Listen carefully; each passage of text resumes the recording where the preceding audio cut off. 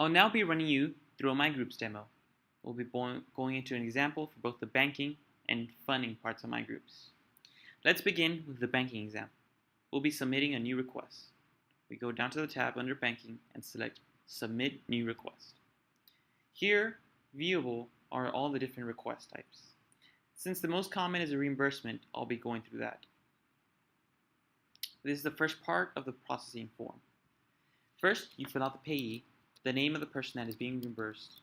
Make sure this name is correct because this is the name that will appear on the check. Next, we'll fill out the address if it's being mailed. For this example, we'll be doing it by pickup, so we'll leave this empty. We fill out the email of the person that's being reimbursed. You, as the FO, will always receive an email when a check is ready.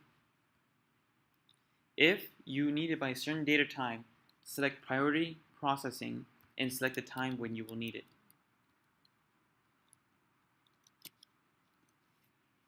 Keep in mind that if it's within 1 business day, there will be a $35 fee. After we finish this form, go Next. In the description, we'll fill out about 1 sentence describing the event and what is being reimbursed. For this example, we are buying pizza for a pizza party. So in the description, we'll write pizza for a pizza party. Then we'll select Next. Now we are in the Documentation tab. In the first, you select the document type. The most common is a receipt, but if you do happen to have a lost receipt, then you would go down to the lost receipt document type and fill this out without any documentation. In the vendor, we write who the receipt is from. We bought our pizza from Domino's Pizza, so we'll be writing Domino's Pizza for vendor. Description of what is on the receipt. We bought 5 pizzas, and these 5 pizzas totaled about $40. We would then click here to select the file of documentation. I don't have any documentation for this example, but this is where you would select it. You can put multiple documentations for one item. So if you had your proof of payment and your receipt as separate files, you can put it in for the same line item. We click Add. Then if we had another receipt from a different place, we would go ahead and add it here. For our pizza party, we bought cups from Target. So here, we'll fill it out. We'll add our documentation. Then we'll select Add. Next, we'll go down to Distribution. For this example, we don't have any funds to distribute from. But if you were to select this drop-down menu, you'd be able to see all the various funding items you can fund from. You would select the appropriate one, then in the amount, you would write the amount, then you would select Add. After this, you go down to the Authorization tab, authorize it for yourself as the FO. If it were more than $1,000, then you'd need authorization from your president. You then go to Submission, and then you submit the reimbursement. That's pretty much it for reimbursement. Other things of interest in the banking menu is the credit card statement. If you select CC statement on the banking menu on the left, it'll lead you to your credit card statement. We can see all your credit card purchases, so you can keep track of them if you do happen to get a credit card for your group. Another thing of interest is if you select Banking Home, you'll see all the history of reimbursements that you've made. If you scroll to the very bottom, you'll be able to view your account statement. The account statement is very useful because you can see the history of all your purchases and the current balance of your account. We'll now go into funding. We'll go into the funding menu by going up to the top and selecting Funding. We want to select a new application in order to get funding. So go under the funding menu and select Applications. Here, we'll see a list of all the history of applications we've made and the current statuses. This disk means that it's saved but not submitted.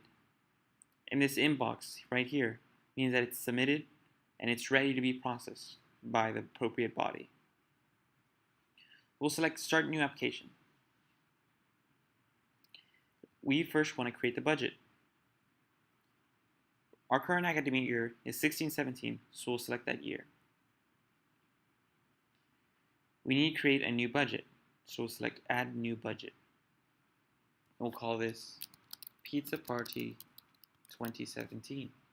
Then select Add Budget.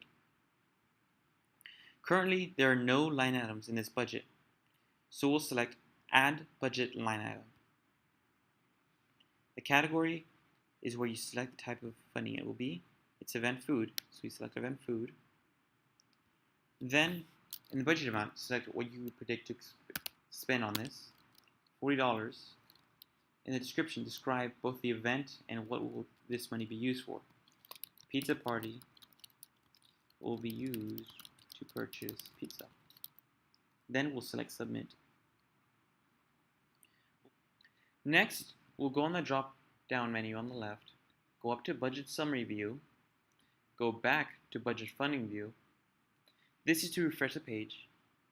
We'll then select Request. If you wanted to do a budget modification, you'd go to Funding Source, then go to My Own Accounts, and you'd be able to select the next option to transfer your accounts. For this example, we'll be asking funds from the ASU Undergraduate Senate. For Funding Source, we'll select ASU Undergraduate Senate.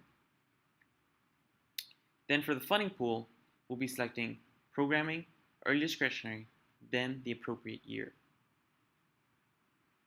How much would you like to request is how much we'd like to request from the ASU Undergraduate Senate. But first, we should check on the policy.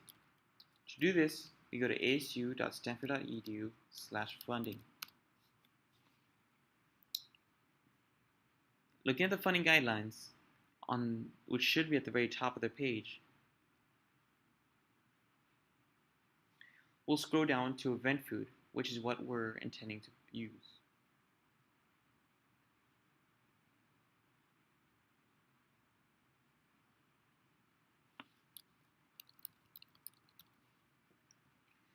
Looking at the policy under column D, they reimburse $7 per attendee if it's 1 to 75 students. We're only expecting about 10 students, so we fall under the criteria for $40. After this, we'll select Add. Then we'll go to the next tab, Questions. Here, we'll answer all the questions appropriately as they apply to our request. We'll just be answering none of them for right now. Next, we'll go to Agreement, agree to the agreement after we've read it, then go to Submission and submit our funding application. Keep in mind that after it's submitted, it will not be reviewed. You need to attend funding office hours. For the ASU Undergraduate Senate, you go to asu.stanford.edu/funding. Then you look at this calendar. Currently, it is empty, but during the academic year, it will be populated. Thank you, and that is all.